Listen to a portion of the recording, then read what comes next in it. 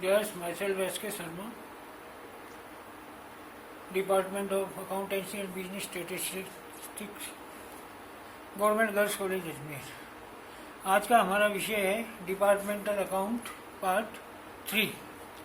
शुरू के दो भागों में हमने देखा था कि विभाग एक बड़े संस्थान में विभागीय व्यापार खातों की जो बनाए जाते हैं उनके लिए किस प्रकार से पुस्तकें की संरचना रखी जाती है कि प्रत्येक विभाग की विभिन्न प्रकार की गतिविधियों की सूचनाएं प्राप्त हो जाए।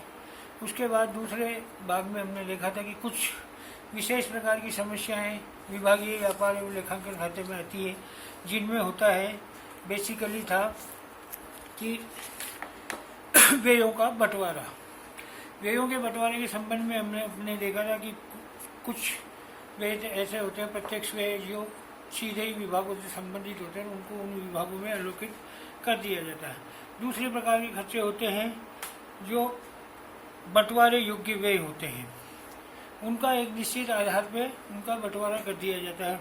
और इससे पहले जो हम देख रहे थे कि मदें जो बांटी नहीं जा सकती, कुछ मदें इस प्रकार की भी होती है जिनको बांटा जाना संभव नहीं होता है, या वो उनकी प्रकृति कुछ इस प्रकार की होती है कि उनका विभिन्न विभागीय जो भंडार है उनकी कार्य क्षमता से कोई लेना देना नहीं होता। वो आमतौर पर वित्तीय मदें हो सकती है या पूंजीगत निर्णयों से जुड़े हुए खर्चे हो सकते हैं, जो कि किसी एक निश्चित आधार पर विभिन्न विभागों में नहीं बांटे जा सकते। इसकी समस्या का समाधान के लिए हम अलग से विभागीय व्यापार एवं लाभ हानि खाता departmental general profit and loss account बना लेते हैं और उसमें हम इस प्रकार की आय एवं व्ययों को हम दिखा देते हैं। जैसे लाभांश, डिविडेंड। अब ये डिविडेंड जो प्राप्त हो रहा है ये उस संस्था द्वारा खरीदे गए विभिन्न अंशों पर हो रहा है। इसी तरह ऋण पत्रों पर कोई ब्याज की आय हो रही है तो इसमें विभागीय कार्यक्षमता का कहीं कोई विशेष योगदान नहीं है। तो ये जो इस प्रकार के व्यय हैं, इस आय हैं जिनका संबंध सीधा उन विभागों से नहीं हो, तो उनको हम general profit and loss account बनाकर डेबिट और क्रेडिट कर दिया करते हैं आमतौर पे। इसी तरह की कुछ और मदें हैं, सामान्य संचय में हस्तांतरण, आयकर का भुगतान, संचालकों की फीस, पूंजी पर ब्याज, ऋण तथा ऋण पत्रों पर ब्याज, प्राप्त लाभांश, ब्याज, हस्तांतरण शुल्क आदि। जब सामान्य लाभ हानि खाता उन्हीं नियमों और उन्हीं के आधार पर बनाया जाता है, जब सामान्य लाभ हानि खाता अलग से बनाया जाता है तो प्रत्येक विभाग का लाभ या हानि हम उस सामान्य लाभ हानि खाते में स्थानांतरित कर देते हैं। और उसके पश्चात ऐसी मदें जो उन विभागीय खातों में विभागीय व्यापार और लाभ हानि खाते में हम डेबिट और क्रेडिट नहीं कर सके थे, उनको यहाँ पर क्रेडिट करते हुए या डेबिट करते हुए पुनः पूरी संस्था का शुद्ध लाभ ज्ञात कर लिया जाता है। तो यह एक सामान्य सी प्रक्रिया थी। अब इसके बाद जो एक विशेष प्रकार की समस्या ऐसी स्थिति में देखने आती है वो है अंतर विभागीय लेन देन, इंटर डिपार्टमेंटल ट्रांसफर्स। यह समस्या इसलिए उत्पन्न होती है कि जब किसी संस्था को किसी ऐसी वस्तु या किसी ऐसी सेवा की आवश्यकता पड़े जो कि उसके ही उस परिसर में ही दूसरे विभाग से प्राप्त हो सकती है, तो आम तौर पर ऐसे जो व्यय होते हैं या जो सेवाएं होती है जिनके लिए भुगतान किया जाता है तो वो अन्य संस्थाओं को न करके और यही उस विभागीय परिसर में ही एक दूसरे विभाग को वस्तु अथवा सेवाओं का आदान प्रदान कर दिया जाता है। तो इस वस्तुओं का जब सेवाओं का आदान प्रदान जब किया जाता है तो इसमें दो तरह की परिस्थिति उत्पन्न हो सकती है। पहला कि वो जिस विभाग द्वारा माल अथवा सेवाओं का हस्तांतरण किया जा रहा है वो लागत मूल्य पर किया जा रहा है या विक्रय मूल्य पर किया जा रहा है। अब ये समस्या इसलिए उत्पन्न होती है कि जब एक ही संस्थान में दो या अधिक विभाग होंगे और एक संस्थान से एक दूसरे या अन्य कई विभागों को माल या सेवाओं का हस्तांतरण किया जाएगा तो यहाँ पर दो पक्ष होंगे। एक पाने वाला, एक देने वाला। आमतौर पर हम इसके लिए जो एंट्री करते हैं वो करते हैं कि receiver department account DR to giver department. Receiver department को जो जिस नाम से हम जानेंगे वो है ट्रांसफरी डिपार्टमेंट। एक अलग सा नाम, जो रिसीव कर रहा है उसको हम ट्रांसफरी, यानी जिसको ट्रांसफर किया जा रहा है माल या सेवाएं। To giver department account transfer, जो ट्रांसफर कर रहा है सेवाओं या वस्तुओं का जो ट्रांसफर कर रहा है वो विभाग जनरल प्रविष्टि में हम क्रेडिट मान लेते हैं। अब अगर आमतौर पर हम देखें कि ये प्रविष्टि किस आधार पे बनी, तो हमें वापस मूलभूत सिद्धांतों पे जाना पड़ेगा। और ये जो प्रथम नियम था जनरल प्रविष्टियों का या खातों का, कि पाने वाले विभाग को डेबिट करो और देने वाले विभाग को क्रेडिट करो, या पाने वाले व्यक्ति को डेबिट करो, देने वाले व्यक्ति को क्रेडिट करो। तो ये व्यक्तिगत खातों का नियम लगाती हुई यहाँ पर ये एंट्री कर दी जाती है। इसमें भी एक तरह की समस्या आएगी कि एक निश्चित समयावधि में कई बार माल या सेवाओं का हस्तांतरण हो सकता है, तो इसके लिए अलग से पुस्तकें रखी जा सकती है जिसमें उन मासिक, त्रैमासिक या हस्तांतरणों का ब्यौरा दर्ज कर दिया जाए और पूरे वर्ष के अंत के आधार पर एक टैली शीट कर ली जाए, जिससे पता लगे कि एक विभाग ने दूसरे विभाग को कितनी सेवाएं दी और दूसरे विभाग से कितनी सेवाएं प्राप्त की। तो इस प्रकार आपस में सभी विभागों का हस्तांतरण की जो डेबिट और क्रेडिट की है वो एक टोटल नॉमिनल अकाउंट निकल जाएगा, और उसी से वर्ष के अंत में या लाभ हानि खाते बनाने के पूर्व हम वो जनरल प्रविष्टि कर देंगे। जब ये जनरल प्रविष्टि कर देंगे तो ये देखा जाता है कि जो क्रेडिट हुआ है विभाग, उसने किन शर्तों पर या किन सिद्धांतों के आधार पर माल का हस्तांतरण किया है।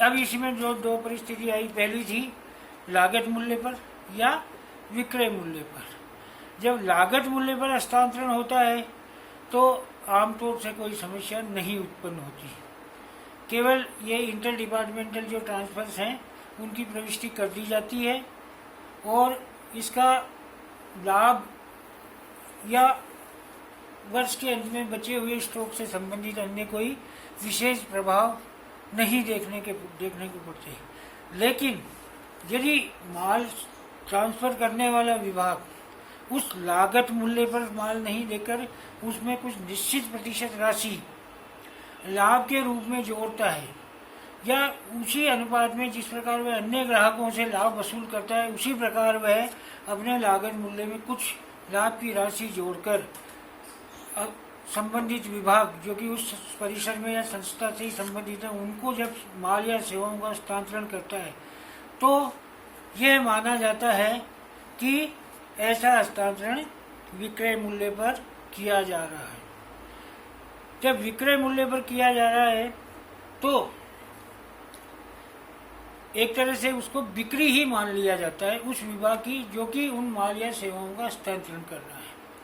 और बिक्री मूल्य पर कोई माल हस्तांतरित किया गया जिस विभाग को, उस विभाग के वर्ष के अंत में जो क्लोजिंग स्टॉक है उससे संबंधित फिर दो परिस्थितियां उत्पन्न हो सकती हैं। पहली तो ये कि दूसरे विभागों से प्राप्त वो माल जो कि लागत में लाभ जोड़ते हुए भेजा गया था और उसमें से अब इस विभाग के पास वर्ष के अंत में कोई स्टॉक शेष नहीं है, पहली परिस्थिति, तब तो कोई समस्या उत्पन्न नहीं होगी क्योंकि उस विभाग ने जितना भी लाभ वसूला था वो अब उस वसूले गए लाभ से संबंधित स्टॉक इस विभाग के पास नहीं है वर्ष के अंत में। अतः जब स्टॉक नहीं है तो इसका मतलब है कि इस विभाग द्वारा भी उस माल की बिक्री कर दी गई है और मूलतः दोनों विभागों ने जो भी लाभ वसूला उसकी प्राप्ति हो गई है। लेकिन समस्या तीसरी परिस्थिति में आएगी कि जब एक विभाग ने दूसरे विभाग को माल भेजा और अपना एक निश्चित प्रतिशत लाभ की राशि का जोड़ते हुए भेजा। अब जिस विभाग को भेजा उस विभाग के पास वर्ष के अंत में ऐसे माल से संबंधित कुछ स्टॉक अंतिम शेष के रूप में बचा हुआ है। अर्थात जिस विभाग ने माल अपना प्रॉफिट जोड़कर इस विभाग को भेजा था, उस विभाग का जो प्रॉफिट है वो अभी तक वसूल नहीं हुआ है। तो ऐसी स्थिति में नए वसूल हुए लाभ के संबंध में कुछ विशेष प्रकार की परिस्थितियां उत्पन्न होती है, जिसके लिए हम प्रोविजन फॉर अनरियलाइज्ड प्रॉफिट या स्टॉक रिजर्व या रिजर्व फॉर अनरियलाइज्ड प्रॉफिट के नाम से एक प्रोविजन क्रिएट हमको करना पड़ता है। आमतौर पर इसकी जो प्रविष्टि होती है और ये जो प्रोविजन किया जाता है वो जनरल प्रॉफिट एंड लॉस से किया जाता है। इस परिस्थिति में जनरल प्रॉफिट एंड लॉस को उस नए वसूल हुए लाभ की राशि से डेबिट किया जाता है और एक नया खाता खोला जाता है जिसे हम कोई भी नाम दे दें, प्रोविजन फॉर अनरियलाइज्ड प्रॉफिट या रिजर्व फॉर अनरियलाइज्ड प्रॉफिट या स्टॉक रिजर्व अकाउंट। तो इसके लिए जो लाभ की राशि निकाली जाती है, जो जनरल प्रविष्टियाँ की जाती हैं, इसके आधार पर हम अब आगे अगले एक न्यूमेरिकल प्रॉब्लम सोल्व करेंगे और धीरे धीरे इस विभागीय व्यापार लाभ हानि खाते से संबंधित जितनी भी समस्याएं आएगी उनको समझने की कोशिश करेंगे। Thank you. इसके साथ ही लगे आज मैं ये बता दूं कि ऐसा ये जो प्रोविजन किया जाता है नए वसूल हुए लाभ का, ये केवल इसलिए किया जाता है कि वर्ष के अंत में सही लाभ हानि की स्थिति हम ज्ञात कर सकें। जब अगले वर्ष पुनः विपरीत प्रविष्टि के द्वारा इस नए वसूल हुए लाभ के आयोजन खाते को बंद कर दिया जाता है और फिर वह जो इस वर्ष जो क्लोजिंग स्टॉक के लिए किया गया था वह अगले वर्ष में ओपनिंग स्टॉक के लिए अनरियलाइज प्रॉफिट होता है और उसी के आधार पर जो जनरल प्रविष्टि होती है उसको हम कर देते हैं। तो जो उल्टी प्रविष्टि होगी उसमें रिजर्व और अनरियलाइज प्रॉफिट अकाउंट को डेबिट कर देंगे और to general profit and loss account को हम क्रेडिट कर देते हैं। एक तरह से ये समायोजन प्रविष्टि है और ये समायोजन इसलिए किया जाता है खातों में कि विभिन्न विभागों के लाभ हानि और कुल संस्था का लाभ हानि हम सही रूप से ज्ञात कर सकें। अब इसमें अलग अलग तरह की स्थिति देख सकते हैं। स्टॉक रिजर्व, कुछ इस खाते के नाम पर स्टॉक रिजर्व अकाउंट मेंटेन करना कहते हैं। कई लोग व्यवहार में भी अलग अलग तरीके होते हैं कि वो वहीं पर ओपनिंग स्टॉक से रिलेटेड जो अनरियलाइज प्रॉफिट है उसको तुरंत उसी दिन उधर क्रेडिट साइड में दिखा दें। ये अलग अलग तरह के सवाल आएंगे, अलग अलग तरह की परिस्थितियाँ हमारे सामने आएगी, उसको हम आगे देखेंगे। ठीक है, थैंक यू।